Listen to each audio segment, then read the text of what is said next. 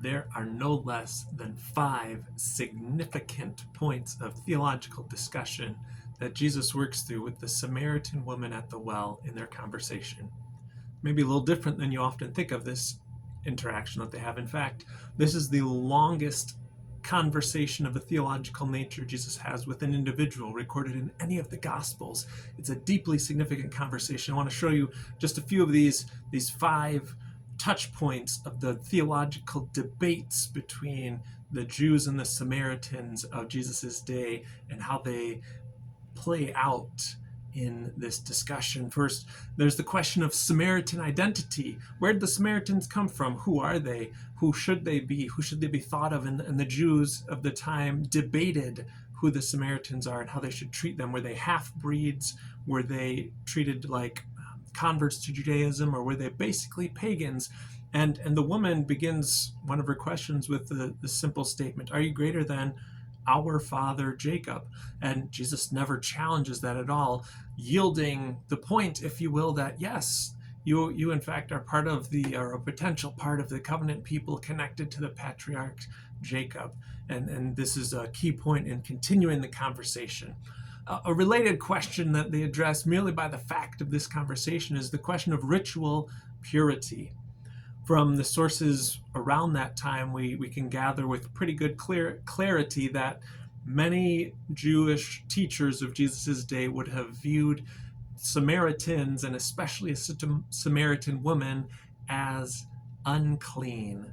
And for Jesus to have this conversation, especially to ask for a drink from her jar, would have been completely out of bounds. Uncleanness was passed on by contact, especially out of drinking vessels, among other things. And so Jesus, by his mere presence here, is showing a lack of attention to the conventions of his day, that he sees something more than this point of debate between the two. There's the question of the patriarch Jacob. They're at Jacob's well. This is a pregnant place for them to have the discussion, but it's especially significant because the Samaritans, they didn't use the same Bible as the Jews. The Samaritans, or as most of the Jews, the Samaritans just used the first 5 books, and because of that, the patriarchs play an elevated role in their thinking and their discussion. So for her to compare, to ask him about the patriarch Jacob and how he relates to that, that's a theologically weighty question. Here is our religious authority, you odd traveling Jewish rabbi who's asking me for a drink, where do you stack up against this guy? It's a theological question that she's asking, and Jesus challenges the well, so to speak, by saying, you have Jacob who gave you this well, I can give you water that's even greater than this well. He's challenging her theological assumption.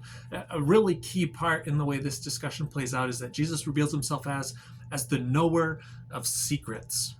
Now this is really important because back to the prior point that they only accepted the first 5 books of the Bible, so the prophetic tradition was very different.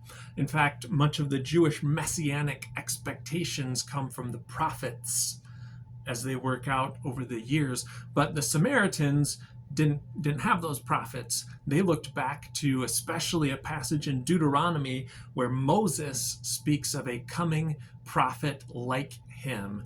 And so the Samaritans looked to this person they called the Taheb. The Samaritan version of the Messiah was emphasized as one who knew secrets, who would reveal all knowledge. And lo and behold, here's Jesus who shows up and says, go and fetch your husband. And she says, I have no husband. You're right. You've had 5 husbands, and the one you're with now is not your husband. You speak the truth. He's revealing secrets. He's showing himself as the one who reveals hidden knowledge. And since everything else in this discussion is deeply laden with symbolic meaning, we're encouraged to at least think through further why, out of all the things he could have said, does he point to husbands, to marriage? And that's, again, a prophetic sort of insight, a prophetic sort of way. One of the key prophetic critiques in the Jewish tradition is that image of marriage and adultery.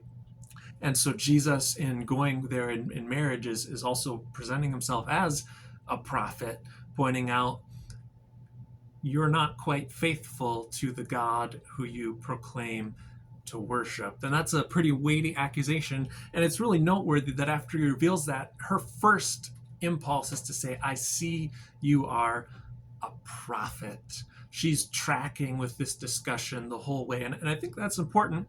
Likewise with Nicodemus and here as well, we can say that they're just kind of along for the ride and then get blindsided by Jesus as the conversation goes. But I really don't think that's the point. I think the Samaritan woman is well aware from the get-go that Jesus is having a pointed theological discussion with her, and she's clever and she's engaged. She's asking good questions and she's making good points, directing them point by point through, here's what you Jews claim, here's what we claim, how does this fit together, which reaches its kind of its peak in this discussion in when she asks Jesus about the place of worship. Out of all of the bones of contention between the Jews and the Samaritans, this is the central one. The Samaritans claimed you should worship God on Mount Gerizim. The Jews claim you worship God on Mount Zion. And so she asks then the obvious question as the conversation progresses. Jesus has said, in essence, I'm equal to or above your patriarch Jacob. And Jesus has revealed himself as the knower of secrets, as a prophet. And so she asks the obvious question, where should we worship? And that cues off the foundational revelation of Jesus that I'm here as God's Messiah and I'm changing things. But I really want to point out here is this is a deep theological discussion from beginning to end. Whatever else we say about this woman, she is engaged, she is thoughtful, and Jesus engages her as an equal, an interlocutor who is worthy of having a discussion with. And there's a beautiful framing to this whole scene. When we look at the whole Bible, the fact that they're meeting by a well is pregnant with imagery. See, throughout the Old Testament, we see again and again that a bridegroom meets his future bride at a well.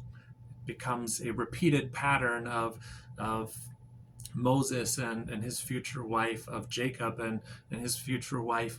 We see it over and over again. And Jesus meeting this woman at the well plays into this pattern in a significant way, because earlier in John, we've already been encouraged to see Jesus as Israel's new bridegroom. He gives the wedding feast imagery and the one who provides abundantly for a wedding. He's the bridegroom. He's coming for a new Israel, a new people of God. And here's this woman standing there toe to toe, asking all of the good questions and coming to all the right conclusions as Jesus leads her on into a new understanding. This is exactly the new sort of bride that Jesus comes to rescue. And it's a beautiful picture that unfolds in this deep and thoughtful theological discussion that is a real treat that we have to read still today.